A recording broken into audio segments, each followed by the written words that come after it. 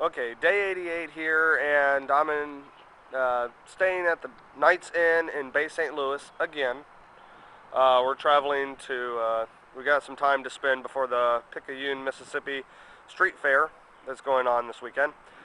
And there are a few things that I need to talk about. Some things that were brought up on Facebook. Now, I don't have all the answers, but if you know me, I will find out the answers for you so that you will know everything just like me. And one of the big things is, right now there's a big discussion about neon paints and FDA approval and ingredients and this and that and everything else. Let me tell you this. Don't be scared of anything you read. These are warnings. Warnings are put on everything. Smoking has warnings on their packages. May cause cancer. This and that and everything else. There are a lot of products out there that are not FDA approved that are used on the skin or in the body in different things. Some of those are those designer drugs you see on TV. But here's the thing. Recently found out that formaldehyde is used in some of the paints. Formaldehyde is a toxic chemical if used on a regular basis all the time on your skin, starts to absorb.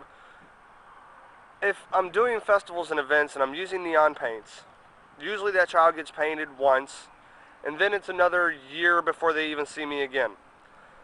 There's not enough time for an accumulation of anything within a short amount of hours for it to even be harmful to anybody, unless they have very sensitive skin, which one person said on Facebook, they have very sensitive skin.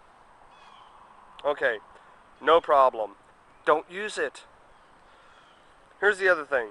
There are only 3 actual colors, 3, that are FDA approved for neons, okay? That's white, violet, and blue. Those are the only ones that are FDA approved.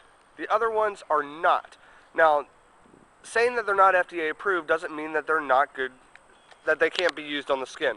It just means that they have to put warnings on the labels because FDA has not approved them yet. Okay? As we know, henna, because we all do henna in the face and body art community. Those that don't, they usually pick it up or they have it done or something like that. Henna is only approved for hair use only through the FDA, but for thousands of years, henna has been used as a skin adornment product. You know, they do tattoos, they do, arm designs and stuff. Indian women have been using it for centuries, okay? If you really want to look at some bad aspects, why are people going out and getting tattoos when the inks are not FDA approved? There is no such thing as an FDA approved safe tattoo ink. They all have chemicals in them, and in fact some of them have coal tar, iron oxides, stuff that you really shouldn't be putting into your body like that, but they do it anyways. So I want to reiterate here, certain cosmetics have warnings on them. These warnings are just there to let you know that these products are not completely FDA approved. That does not mean that it cannot be used on the body. The Food and Drug Administration, FDA, happens to deal with most products that you ingest, not that are put onto the skin. That actually falls into other realms. Okay? I'm trying to get with Diamond Effects right now, who is my sponsor, because they've been supplying me with paint so that I can do these videos for you and show you different designs that I do, okay? I'm getting with them right now, trying to get all the ingredients, all the information that I can, alright? We don't want this to become a scare like Halloween, when they said that the makeup that you buy at Walmart and Target and, everywhere else had lead in it from China. Well, even if it did have that little bit of lead, you'd have to have a mass exposure of wearing that face paint every day for 6 months to even get a bad reaction. If you're using it for one night, for 2 hours in one night, it's not even worth the trouble, okay? I mean, this is a scare that really shouldn't even be put out there. Yes, warnings are good to have. Please tell your people, you know, this product does this and that. I mean, it's really good, but the warnings are out there because we have to keep ourselves safe. But at the same time, you don't need to scare away your customers. Okay, this is my big deal. You as a professional know what products are safe and what products aren't. You should have checked up on them already. You should have got a manufacturer safety data sheet, MSDS. All right. You can also check up online through the FDA.org and through other places and find out the different chemicals. Now, they're stating that a 0.2% formaldehyde in anything is safe. Okay? Anything over 0.2% must be listed as an ingredient. Does that mean it's unsafe or that it's an ingredient? I mean, they put formaldehyde in certain drinks that adults drink. All right? I mean, unless you are putting it on your skin every day for a long period of time, you're not going to see the effects of it, period. Unless you have very sensitive skin. If you have very sensitive skin, you need to let the face painter know, and most of the time they'll do a little test patch on you, make sure that it doesn't harm you. But if you're going in without any knowledge to get your face painted, you have no grounds to actually, you know, sue or make a lawsuit against it, because common sense dictates that you need to check up on everything that's there. All right?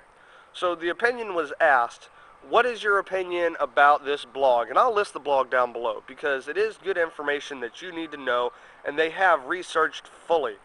I've had my arguments with them and stuff, and I mean, it's my opinion. That's what they asked for, okay? I work with kids all the time. I want them to be safe. But I know out of the 10 years that I've been using the different products, out of the 3 months that I've been using Diamond FX, I have not seen any adverse reactions from any of the paints that I use. And this is something that people need to understand. Just because it's not FDA approved does not mean that it cannot be used for cosmetic purposes. Alright?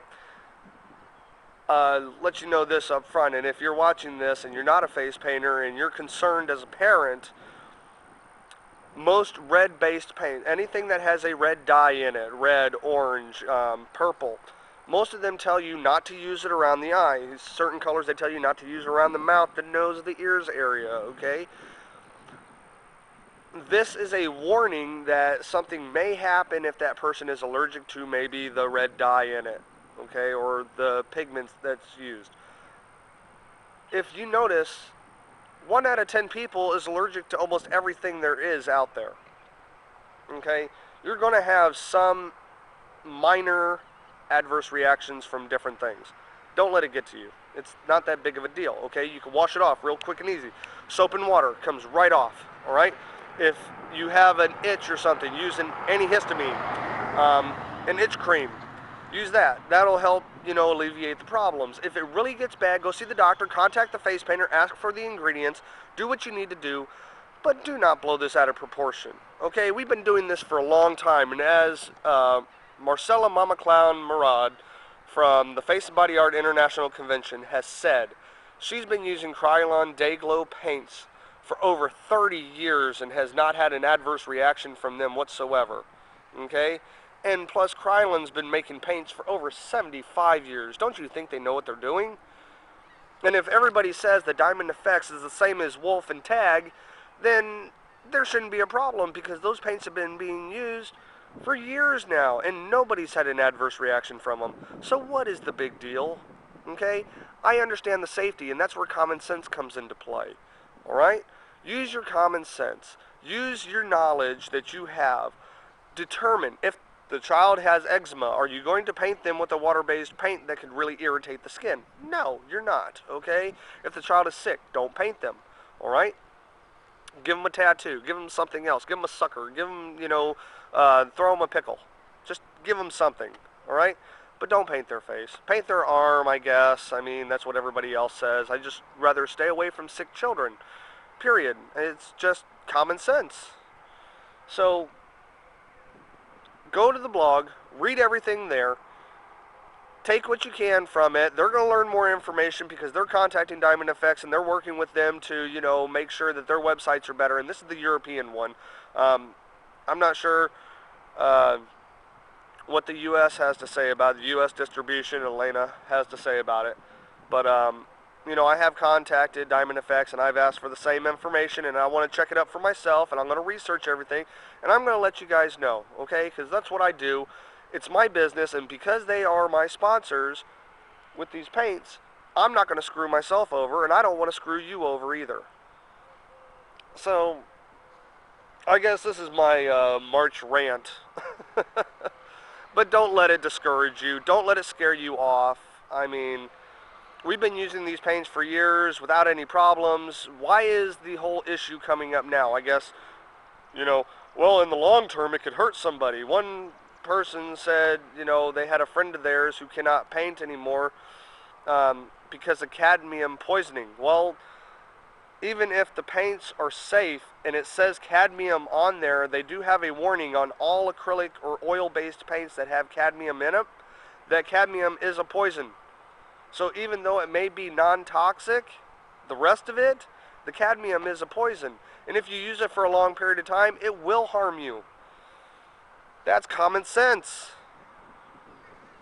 I mean, check the ingredients of your non-toxic ASTM D429, whatever, 2492, whatever the code is and stuff.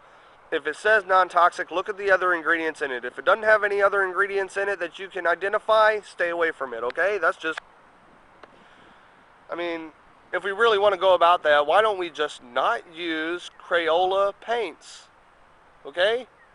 Stay away from Crayola. It's non-toxic, but hey, the long terms could actually hurt you. This is how ridiculous it is. So, for all the face painters out there, read the information, take it as is, learn from it, research it as much as you can, and make your own decision, make your own conscious decision, use your due diligence and using the products, and don't let it discourage you from actually doing your job. If this gets out there in the way that it did with the Halloween paints, it's going to scare off a lot of customers and we're going to be hurt from it. I understand the concerns of these people. Okay, and this is Anna Walensky's blog that I'm going to put down below. And she is right, okay? She has actually put on there because she sells Diamond FX. These paints are FDA approved. These paints are not FDA approved. Look at the full description, you know, for details. She is doing the right thing. She is letting her people know. Alright, now not too many regular people out there are going to go to her store and see these things. But, you know, there are the warnings out there that let them know. And I commend her for that, and I hope they keep up with what they're doing. I know I had my little argument on Facebook. Don't let that discourage you, okay? That's just my opinion. But I will be posting the link to the blog down below, and you guys can check that out. And, I mean, I know I'm rambling on now, but this is something that gets to me, too, because I have no problems with using these paints. I know what the ingredients are. I know what they've done in the past, which is nothing. So there's always going to be that child out there that's always allergic to everything, so doesn't matter. Use your own common sense in this whole thing, okay? If you don't feel it's right, don't do it. Don't use those paints. Get a different paint. Get different product, okay? If you feel comfortable enough to use the paints as is with the warnings, that's fine. As far as we know, there has been no lawsuits against any face painter for any adverse reactions for any paints that have been used. Okay? There's been lawsuits against companies for, you know, stealing rights to other things, but other than that, there has been no lawsuits against face painters for adverse reactions from anything, you know. So don't let this discourage you. I'm going to stop now. I'll put a little bit down in the blog that you can read. I'm not going to make the blog big. I'm just going to put the information there so that you can find it. Put links there that you can go to find out about everything. Alright? And as soon as I get some more information from Diamond FX, I'll let you know about that. I'm going to see. I know there's a legal thing involved, and not giving away the amount of ingredients in a product, but I'm going to see if I can at least get permission to put the amount of ingredient for certain ingredients in there. Not the full ingredient list.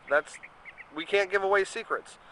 But for one or two, chemicals that are in the makeup, I will see if I can just get like one full ingredient. I mean, how much is actually in there. That should get rid of all the hype and stuff. I mean, this is just blown in. Okay, I'm stopping. All right. Tomorrow's video is going to be a lot happier. And, you know the deal. Up here is yesterday's video, tomorrow's video over here. Rate, comment, subscribe. I love you guys. I really do. I want you to have fun with this, and I don't want you to be discouraged by anything you hear, read, or see on the internet, okay? Just go out there, have fun, and, use your common sense. That's all I'm asking. So, I love you guys. Talk to you later, and have fun painting.